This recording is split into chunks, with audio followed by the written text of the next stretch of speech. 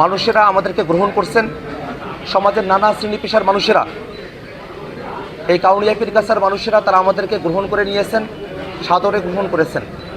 আমরা খেয়াল করে দেখেছি, আমরা একটা বৈষম্যের মধ্য দিয়ে আমাদের এই অঞ্চলের অতীতের সময়কাল অতিবাহিত হয়েছে, একটা বৈষম্যমুক্ত। আমরা যাতে কাউনিয়া পীরগাছার উন্নয়ন করতে পারি, এখানকার কৃষকেরা, এখানকার শ্রমিকেরা, এখানকার শিক্ষার্থী এবং তরুণেরা এবং এখানকার যারা হিন্দু এবং সাঁওতালরা আছেন তাদের সকলের জন্য আমরা যাতে একটা নিরাপদ কাউনিয়া এবং পীরগাছা গড়ে তুলতে পারি, সেই প্রত্যাশার কথা আমরা মানুষের কাছে ব্যক্ত করছি। আমাদের পাশে দিয়ে তিস্তা নদী বহমান, সেই তিস্তা নদীর যে সংকট, সেই সংকট থেকে উত্তরণের জন্য বাস্তবসম্মতভাবে তিস্তা মহাপরিকল্পনা বাস্তবায়নের কথা আমরা বলছি। এমন এক বাংলাদেশের কথা যেখানে মানুষেরা স্বচ্ছতা পাবে, জবাবদিহিতা পাবে, যেই বাংলাদেশে লুটপাটের যে রাজনীতি, দখলদারিত্বের যে রাজনীতি তার অবসান হবে। এবং বিশেষত এই কাউনিয়া পীরগাছার মানুষেরা আমরা দীর্ঘ সময় ধরে যে উন্নয়ন বৈষম্যের শিকার হয়ে এসেছি, সেখান থেকে উত্তরণের জন্যই শাপলাকলি মার্কায় আমরা প্রতিদ্বন্দ্বিতা করছি।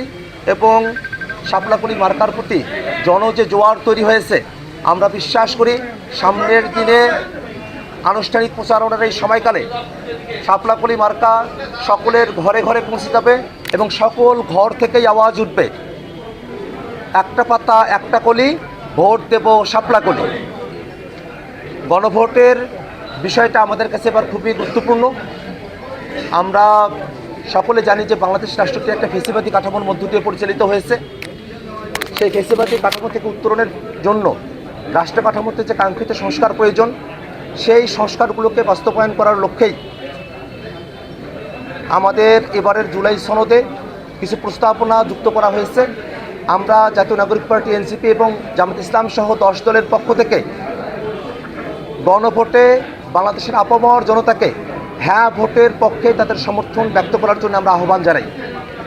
আমরা মনে করি যে যারা না ভোটের ক্যাম্পেইন করছে, জনগণ এবারের নির্বাচনে তাদেরকেই না করে দেবে এবং সামনের দিনে নতুন যে বাংলাদেশে আমরা প্রত্যাশা করি, গণভোটের মধ্য দিয়ে সেই বাংলাদেশের যতটুকু অর্জন তার প্রত্যেকটা অংশকেই আমরা সিকিউর করতে চাই।